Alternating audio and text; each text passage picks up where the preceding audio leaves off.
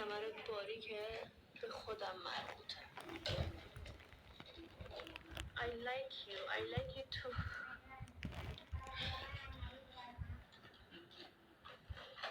سلام علیکم. سید کجا؟ سید نیستش بچه ها. 24 ساعت بچه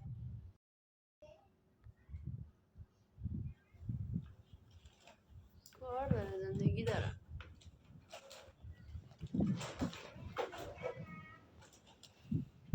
چرا سیدو نشون نمیدی؟ یه سوال خیلی پرتکراره. چون خوشش نمیاد بیاد جلوی دوربین، چون دوست ندارم پشت دوربین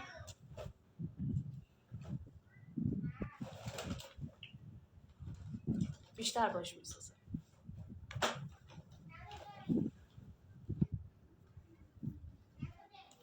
چه خبر؟ بیاین حرف بزنیم، سوال بپرسین.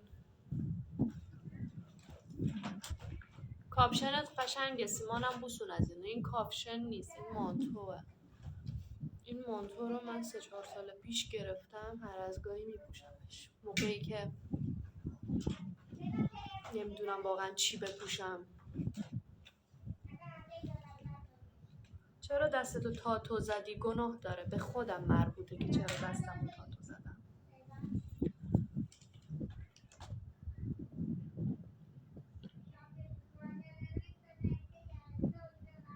یکی از دوستان فلج بود، داشت لایو تو رو نگاه میکرد، یهو شفا پیدا کرد، بلند شد لایو تو رو قطع کرد.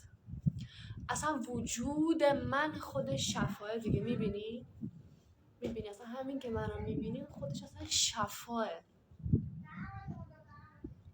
خیلی خوبه که دوستت شفا پیدا کرده با دیدن من. یه بار دیگه سوار موتور شو. واقعا خیلی سخت بود، اصلا هیچی امنیت نداره واقعا موتور.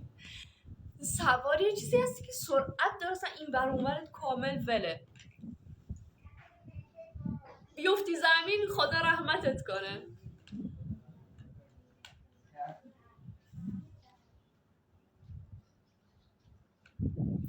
یا خدا پارچه قهوه‌ای شد، چقدر کرم زدی. این دستمال مرطوبه. بعدم من خیلی کرم نزدم، بیبی کرم زدم. الانم دارم پاکش میکنم. تازه رو صورتم من فیلتر ننداختم.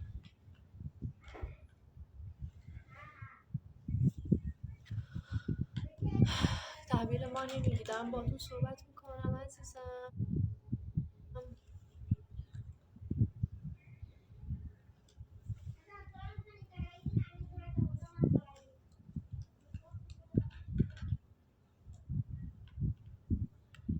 سلام سلام سلام.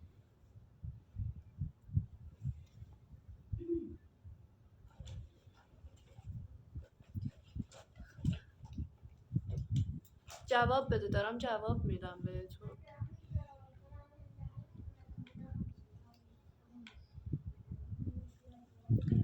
کرم چی بود؟ کاورش خوبه؟